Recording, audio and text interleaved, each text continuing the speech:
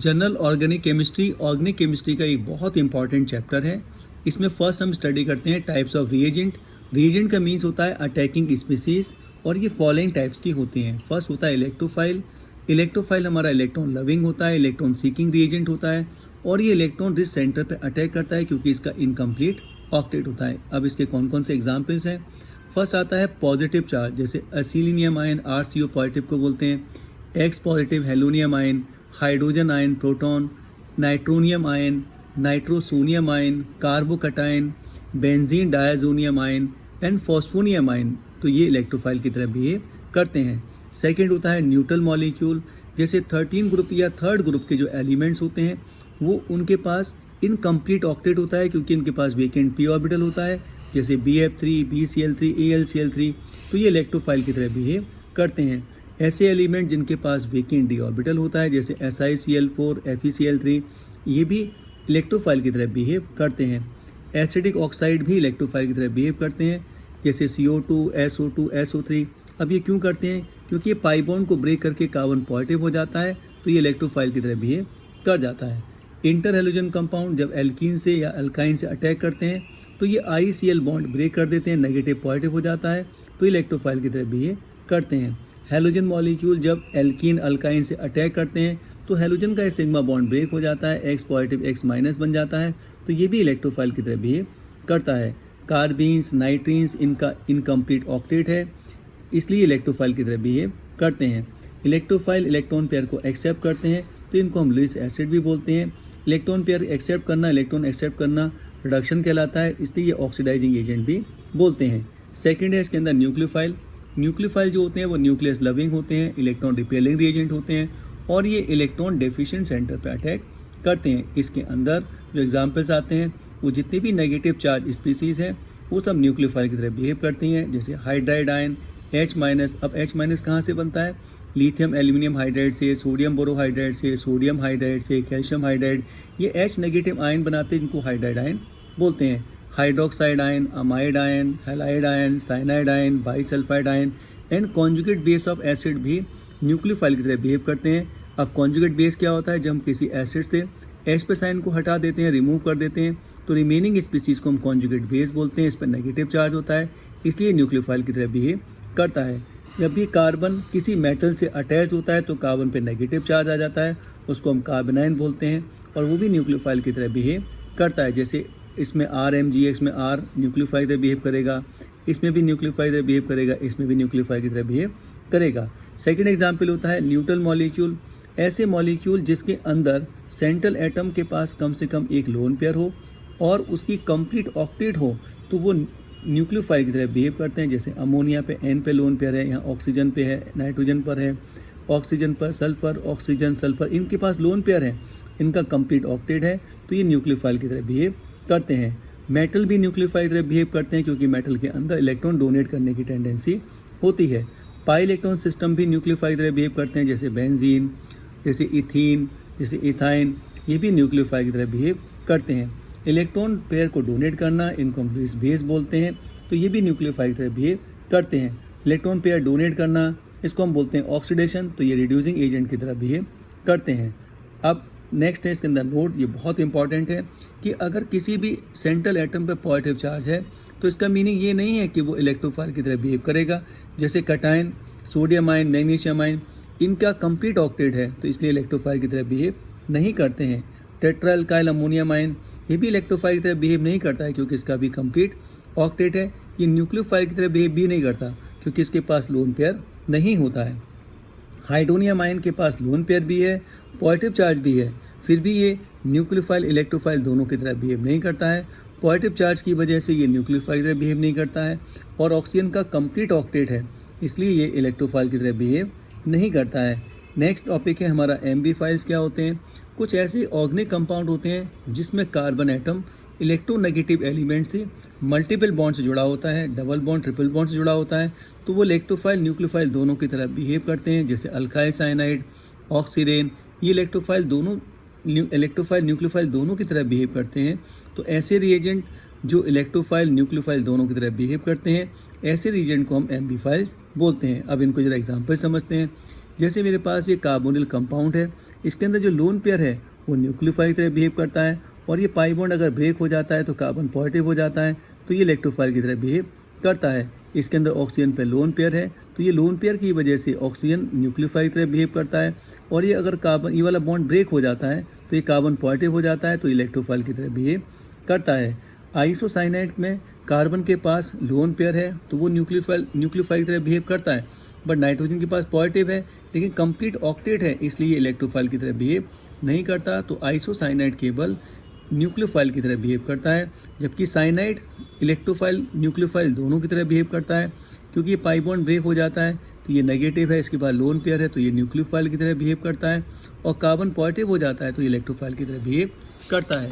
Next इसके अंदर बहुत इंपॉर्टेंट टॉपिक है इंडक्टिव इफेक्ट। क्या होता है? इंडक्टिव इफेक्ट को हम आई इफेक्ट भी बोलते हैं। ये परमानेंट इफेक्ट होता है। ये तभी होता है जब किसी भी ऑर्गेनिक कंपाउंड में इलेक्ट्रॉन विड्रॉइंग या electron releasing group carbon chain से अटैच होता है, तब उसी केस में ये इंडक्टिव इफेक्ट होता है। इस इफेक्ट की वजह से बहुत इंपॉर्टेंट है कि सिग्मा इलेक्ट्रॉन कार्बन चेन में डिस्प्लेस होते हैं। कहाँ पर डिस्प्लेस होते हैं? अब मोर इलेक्ट्रोनेगेटिव एलिमेंट की तरफ डिस्प्लेस होते हैं, जिससे मॉलिक्यूल पोलर हो जाता है, जिससे इलेक्ट्रोनेगेटिव एलिमेंट पे पार्शियल नेगेटिव चार्ज आ जाता है, और जो इलेक्ट्रोपॉजिटिव एलिमेंट है उनमें पार्शियल पॉजिटिव चार्ज आ जाता है। इस इफेक्ट के अंदर जो शेयर्ड इलेक्ट्रॉन्स होते हैं जो सिग्मा बॉन्ड में प्रेजेंट होते हैं वो सिंपली शिफ्ट होते हैं कहाँ पर? मोर इलेक्ट्रोनेगेटिव एलिमेंट की तरफ, लेकिन ये अपनी वैलेंस शेल को लीव नहीं करते हैं। इस इंडक्टिव इफेक्ट को एक लाइन ड्रॉ करके एरो बनाते हैं। ये एरो इलेक्ट्रॉन का डायरेक्शन बताता है, और ये पॉइंट किधर होता है? ये पॉइंट होता है टूवर्ड्स मोर इलेक्ट्रोनेगेटिव एलिमेंट की तरफ। ये बहुत इंपॉर्टेंट पॉइंट है कि inductive effect distance dependent effect होता है, यानी डिस्टेंस के साथ ये चेंज होता है कि जैसे जैसे डिस्टेंस बढ़ती जाती है electronegative electron withdrawing electron releasing group से जैसे जैसे डिस्टेंस बढ़ती जाती है ये इफेक्ट हमारा कम होता जाता है, और 2 और 3 कार्बन एटम के बाद ये नेग्लिजिबल हो जाता है। अब इसके अंदर ये X कार्बन से ज़्यादा इलेक्ट्रोनेगेटिव है, इसलिए इलेक्ट्रॉन ये पुल करेगा, इस पर पार्शियल पॉजिटिव आएगा, इस पर भी पार्शियल पॉजिटिव, इस पर भी पार्शियल पॉजिटिव, इस पर पार्शियल पॉजिटिव, इस पर आएगा लैम्डा 1, इस पर डेल्टा +2, इस पर डेल्टा +3, इस पर डेल्टा +4, तो ये डेल्टा +1 है। तो अगर मैं इनका देखूं कि सबसे ज़्यादा इंडक्टिव इफेक्ट किस में होगा, तो सबसे ज़्यादा होता है फर्स्ट कार्बन में, फिर सेकंड में, फिर थर्ड में, फिर फोर्थ में, और 2 और 3 कार्बन के बाद ये नेग्लिजिबल हो जाता है। यहाँ पे Y कार्बन से कम इलेक्ट्रोनेगेटिव एलिमेंट है, जैसे यहाँ पे मेटल होगा, यहाँ पे नाइट्रोजन ऑक्सीजन X होंगे, हेलोजन होंगे, और यहाँ पे ये मेटल होगा तो ये मेटल इलेक्ट्रॉन डोनेट करता है, इसलिए कार्बन पे नेगेटिव आ जाएगा। इस पर डेल्टा -1 हो गया, इस पर 2 हो गया, इस पर 3 हो गया, इस पर 4 हो गया। अगर मैं इंडक्टिव इफेक्ट देखता हूँ तो सबसे ज़्यादा 1 होता है, उससे कम 2 पर, उससे कम 3 पर, उससे कम 4 पर होता है। ये एक एडिटिव प्रॉपर्टी है, यानी कि वेक्टर की तरह बिहेव करता है, यानी कि ये दोनों इलेक्ट्रॉन ऐसे फ्लो करेंगे तो ये दोनों ऐड होके क्लोरीन की तरफ शिफ्ट होते हैं, तो ये एडिटिव प्रॉपर्टी है और ये वेक्टर की तरह बिहेव करते हैं।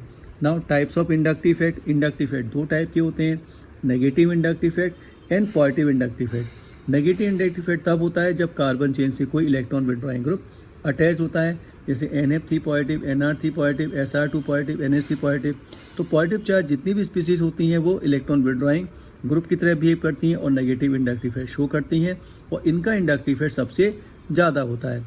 NO2, CN, SO3S, CHO, CO, COH, COCl, COR, इनके पास मल्टीपल बॉन्ड होते हैं। तो पॉजिटिव चार्ज स्पीसीज़ के बाद जिनके पास मल्टीपल बॉन्ड होते हैं वो उनका इलेक्ट्रॉन विड्रॉइंग नेचर ज़्यादा होता है, तो उनका -I इफेक्ट ज़्यादा होता है।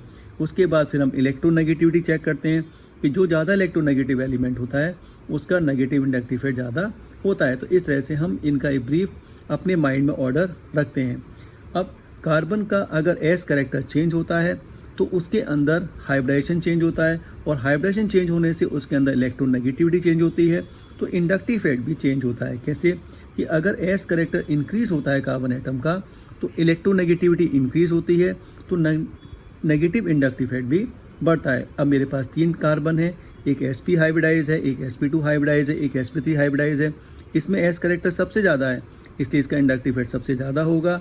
इसमें S कैरेक्टर सबसे कम है इसलिए इसका इंडक्टिव इफेक्ट सबसे कम होगा। तो ये हमारा ऑर्डर फॉलो करेगा।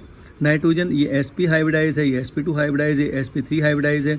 इसके अंदर S कैरेक्टर सबसे ज़्यादा है, इसमें S कैरेक्टर सबसे कम है, तो ये भी इलेक्ट्रॉन विड्रॉइंग का ऑर्डर है, नेगेटिव इंडक्टिव इफेक्ट का ऑर्डर है। अगर मैं sp3 नाइट्रोजन का sp3 कार्बन से कंपेयर करूं तो sp3 नाइट्रोजन का minus I effect, negative inductive effect sp3 carbon से ज़्यादा होता है। सिमिलरली sp2 नाइट्रोजन का sp2 कार्बन से ज़्यादा होता है, sp नाइट्रोजन का sp कार्बन से ज़्यादा होता है। लेकिन इसमें एक एक्सेप्शन है कि अगर नाइट्रोजन sp3 हाइब्रिडाइज है और कार्बन sp हाइब्रिडाइज है तो sp हाइब्रिडाइज कार्बन का sp3 नाइट्रोजन से इंडक्टिव इफेक्ट ज़्यादा होता है। अगर मेरे पास कोई ग्रुप है जिस पे पॉजिटिव चार्ज है तो उसकी इलेक्ट्रोनेगेटिविटी इंक्रीज हो जाती है, तो हमेशा नेगेटिव इंडक्टिव इफेक्ट शो करता है। जैसे O पॉजिटिव, N पॉजिटिव, इनका नेगेटिव इंडक्टिव इफेक्ट O और N से ज़्यादा होगा। ठीक, अगर मैं कोई भी हाईली इलेक्ट्रोनेगेटिव एलिमेंट है, ये बहुत इंपॉर्टेंट नोट है कि अगर कोई हाईली इलेक्ट्रोनेगेटिव एलिमेंट है जैसे ऑक्सीजन, नाइट्रोजन, उन पे पॉजिटिव चार्ज एकोमोडेट हो सकता है अगर उनका कंप्लीट ऑक्टेट है। लेकिन जैसे for example H3O positive, NH4 positive, लेकिन अगर उनका कंप्लीट ऑक्टेट नहीं है और उस पर अगर तब नाइट्रोजन ऑक्सीजन पे पॉजिटिव चार्ज आता है तो वो हाईली अनस्टेबल होगा। तो याद रखना, ऑक्सीजन और नाइट्रोजन पे पॉजिटिव चार्ज रह सकता है, लेकिन अगर वो इनकम्प्लीट ऑक्टेट पे पॉजिटिव चार्ज है तो तब वो हाईली अनस्टेबल हो जाता है। सेकंड होता है पॉजिटिव इंडक्टिव इफेक्ट। जब कार्बन चेन के साथ इलेक्ट्रॉन डोनेटिंग ग्रुप लगा होता है तो वो पॉजिटिव इंडक्टिव इफेक्ट शो करता है। इसके अंदर जैसे जैसे कार्बन का नंबर इंक्रीज होता जाता है पॉजिटिव इंडक्टिव इफेक्ट इंक्रीज होता जाता है। अगर कार्बन का नंबर सेम है तो जैसे जैसे ब्रांच इंक्रीज होती जाती है उसके अंदर इंडक्टिव इफेक्ट इंक्रीज होता जाता है। जैसे यहाँ पे 4 कार्बन है, इसमें भी 4 कार्बन, इसमें भी 4 कार्बन है, लेकिन ब्रांच इंक्रीज होने से इसके अंदर पॉजिटिव इंडक्टिव इफेक्ट इंक्रीज हो रहा है। जब कोई भी अल्काइल ग्रुप किसी भी मेटल से अटैच होता है तो मेटल के अंदर इलेक्ट्रॉन डोनेट करने की टेंडेंसी होती है, तो कार्बन यहाँ पे इलेक्ट्रॉन को एक्सेप्ट करता है, तो इस केस में कार्बन नेगेटिव इंडक्टिव इफेक्ट की तरह शो करता है। अगर मैं नेगेटिव चार्ज का इंडक्टिव इफेक्ट देखूं तो हमेशा याद रखना नेगेटिव चार्ज स्पीसीज होती हैं वो पॉजिटिव इंडक्टिव इफेक्ट शो करती हैं। जैसे O नेगेटिव, CO नेगेटिव, ये पॉजिटिव इंडक्टिव इफेक्ट शो करती हैं। अगर ड्यूटेरियम हाइड्रोजन में मैं चेक करूं तो ड्यूटेरियम का अगर बल्कि साइज एटम है तो इसका पॉजिटिव इंडक्टिव इफेक्ट हाइड्रोजन से ज़्यादा होता है, इसलिए CD3 का इंडक्टिव इफेक्ट CH3 से ज़्यादा होता है। अगर मैं ओवरऑल ऑर्डर देखूं पॉजिटिव इंडक्टिव इफेक्ट का तो नेगेटिव स्पीसीज़ का सबसे ज़्यादा पॉजिटिव इंडक्टिव इफेक्ट होता है। फिर जैसे जैसे ब्रांच कम होती जाएंगी इसके अंदर या कार्बन का नंबर कम होता जाता है तो पॉजिटिव इंडक्टिव इफेक्ट कम होता जाता है और D का S से ज़्यादा होता है। हाइड्रोजन का इंडक्टिव इफेक्ट 0 होता है। अब इसके एप्लीकेशन क्या है इंडक्टिव इफेक्ट के, इससे हम reactivity of alkyl halide explain कर सकते हैं। अब अल्काइल हैलाइड 2 टाइप की मैकेनिज्म शो करता है, SN1 और SN2, जिसे हम रिएक्शन मैकेनिज्म चैप्टर में डिटेल में स्टडी करते हैं। अगर ये SN1 मैकेनिज्म शो कर रहा है तो इसके अंदर जितना कार्बन ज़्यादा होगा उतना पॉजिटिव इंडक्टिव इफेक्ट ज़्यादा होगा, उतना हैलोजन इजीली रिमूव हो जाता है, तो ये उतना ज़्यादा रिएक्टिव होता है, इसलिए ये ऑर्डर को फॉलो करता है। लेकिन यहाँ पर एक्सेप्शन है कि अगर कोई बेंजाइल हैलाइड है, vinyl halide, allyl halide, phenyl halide है तो इसका हम इंडक्टिव इफेक्ट से रिएक्टिविटी चेक नहीं करते हैं। इसके लिए हम टॉपिक सीखते हैं रेजोनेंस, जो हम रिएक्शन मैकेनिज्म डिटेल में पढ़ते हैं। अगर ये SN2 मैकेनिज्म शो कर रहा होता है तब हम इसे इंडक्टिव इफेक्ट से रिएक्टिविटी ऑर्डर को एक्सप्लेन नहीं करते हैं। इसमें यहाँ पे स्टेरिक हिंड्रेंस जितना ज़्यादा होगा उतना हैलाइड कम रिएक्टिव होता है। इसमें छोटा अल्काइल है इसलिए इसमें इंडक्टिव इफेक्ट सबसे कम है, सबसे ज़्यादा रिएक्टिव है।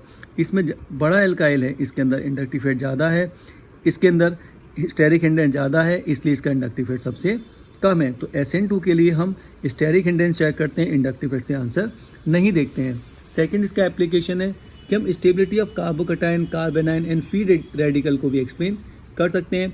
इसके लिए कॉन्सेप्ट हम सीखते हैं कि अगर कोई आयन पर चार्ज अगर डिक्रीज़ होता है तो उसकी स्टेबिलिटी इंक्रीज़ होती है, क्योंकि चार्ज किसी भी मॉलिक्यूल को अनस्टेबल बनाती है, इसलिए जितना चार्ज उसका कम होगा उतनी उसकी स्टेबिलिटी ज़्यादा होगी।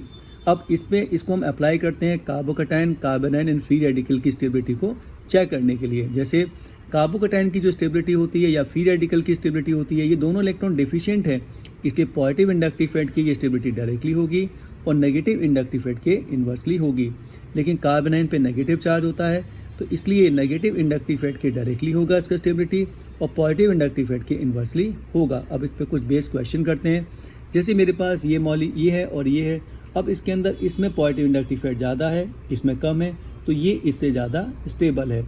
अब इसके अंदर Cl है, इसमें F है, F का माइनस आई इफेक्ट ज़्यादा होता है और Cl का माइनस आई इफेक्ट कम होता है, तो ये कार्बोकैटायन है और नेगेटिव इंडक्टिव इफेक्ट कार्बोकैटायन की स्टेबिलिटी के इन्वर्सली होता है, तो इसलिए इसमें फर्स्ट ज़्यादा स्टेबल है और सेकंड कम स्टेबल है। अगर हम फ्री रेडिकल की स्टेबिलिटी चेक करें तो इसमें इंडक्टिव इफेक्ट ज़्यादा है प्लस पॉजिटिव इंडक्टिव इफेक्ट ज़्यादा है, इसमें कम है, तो फर्स्ट मेरा सेकंड से ज़्यादा स्टेबल है। अगर मैं इसमें कार्बेनाइन की स्टेबिलिटी चेक करूं तो यहाँ पे कार्बन इलेक्ट्रॉन डोनेट करेगा पॉजिटिव इंडक्टिव इफेक्ट से, यहाँ पे पॉजिटिव इंडक्टिव इफेक्ट नहीं है और पॉजिटिव इंडक्टिव इफेक्ट इसके इन्वर्सली होता है कार्बोनाइन की स्टेबिलिटी के, इसलिए मेरा सेकंड ज़्यादा स्टेबल होगा, फर्स्ट मेरा कम स्टेबल होगा। ये कार्बेनाइन की स्टेबिलिटी हम कंपेयर कर रहे हैं, इसमें F है, इसमें Cl है और कार्बेनाइन की स्टेबिलिटी नेगेटिव इंडक्टिव इफेक्ट के डायरेक्टली होती है, इसलिए इसमें F ज़्यादा इलेक्ट्रोनेगेटिव है, ये इलेक्ट्रॉन को पुल करेगा, कार्बोनाइन की स्टेबिलिटी को बढ़ा देगा, तो इसमें फर्स्ट सेकंड से ज़्यादा स्टेबल है। इस सेकंड कॉन्सेप्ट है जो हम इसको एक्सप्लेन कर सकते हैं acidic character of carboxylic acid and alcohol. अब जो एसिडिक कैरेक्टर होता है वो उसकी स्ट्रेंथ जो होती है वो स्टेबिलिटी ऑफ एसिड अनाइन पर बेस्ड होती है। एसिड अनाइन मीन्स जब हम किसी भी एसिड से H पे साइन रिमूव कर देते हैं तो एसिड अनाइन फॉर्म होता है। तो जितना ज़्यादा स्टेबल एसिड अनाइन होगा उतना ज़्यादा एसिडिक कैरेक्टर होगा। अब stability acid anion negative inductive effect के डायरेक्टली होती है और पॉजिटिव इंडक्टिव इफेक्ट के इन्वर्सली होती है, तो हम इन शॉर्ट बोल सकते हैं कि acidic strength negative inductive effect के डायरेक्टली होगी और पॉजिटिव इंडक्टिव इफेक्ट की एसिडिक स्ट्रेंथ कम होगी, इन्वर्सली होगी। तो पॉजिटिव इंडक्टिव इफेक्ट बढ़ेगा तो स्ट्रेंथ ऑफ एसिड कम हो जाएगी। अब इन दोनों अगर एसिड में मैं कंपेयर करूं तो सबसे पहले मैं कॉन्जुगेट बेस बनाऊंगा। अब मैं देखूंगा इसके अंदर माइनस आई इफेक्ट ज़्यादा है, इसमें माइनस आई इफेक्ट कम है, तो ये कार्बेनाइन ज़्यादा स्टेबल है, तो ये कंपाउंड इससे ज़्यादा एसिडिक होगा, तो सेकंड फर्स्ट से ज़्यादा एसिडिक होगा।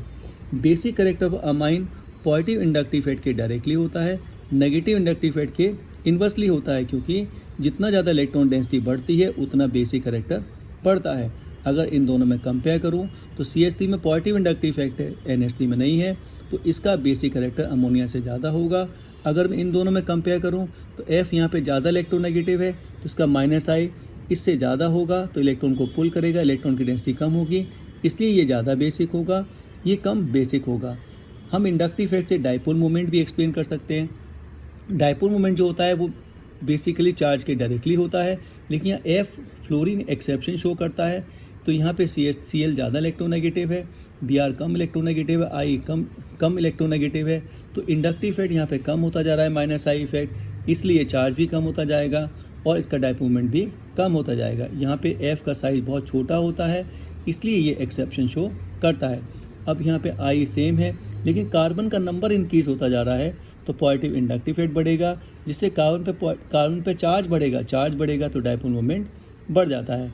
अब जितना ज़्यादा डाइपोल मोमेंट होता है उतना ज़्यादा मेल्टिंग पॉइंट बॉइलिंग पॉइंट ज़्यादा होता है, इसलिए ये भी इंडक्टिव इफेक्ट पे डिपेंड करते हैं। नेक्स्ट हमारा टॉपिक है इंडक्टोमेरिक इफेक्ट। ये टेम्परेरी इफेक्ट है, ये पाई बॉन्डेड सिस्टम में होता है और इसके अंदर जब हम कोई रिएजेंट डालते हैं, अटैकिंग स्पीसीज डालते हैं, तो पाई इलेक्ट्रॉन का ट्रांसफ़र ईजिली हो जाता है, इसके अंदर केमिकल रिएक्टिविटी बढ़ जाती है, इसीलिए इसको हम इस इफेक्ट को बोलते हैं इंडक्टोमेरिक इफेक्ट, क्योंकि ये अटैकिंग रिएजेंट की प्रेजेंस में होता है। जैसे क्लोरीन का मैंने बेंजीन से रिएक्शन कराया तो प्रोडक्ट बहुत कम बनता है, लेकिन जब मैं क्लोरीन का रिएक्शन बेंजीन से किसी AlCl3 की प्रेजेंस में कराता हूँ तो ये फास्ट हो गया, तो AlCl3 यहाँ पे इंडक्टोमेरिक इफेक्ट की तरह बिहेव करता है। क्यों? क्योंकि AlCl3 इलेक्ट्रॉन डेफिशिएंट है, ये क्लोरीन के लोन पेयर को अट्रैक्ट करके CCl बॉन्ड के अंदर पार्शियल पॉजिटिव और पार्शियल नेगेटिव चार्ज प्रोड्यूस कर देता है। इस वीडियो को लाइक करना, सब्सक्राइब करना, जिससे आगे की वीडियो आपको टाइम से मिलते रहेंगे।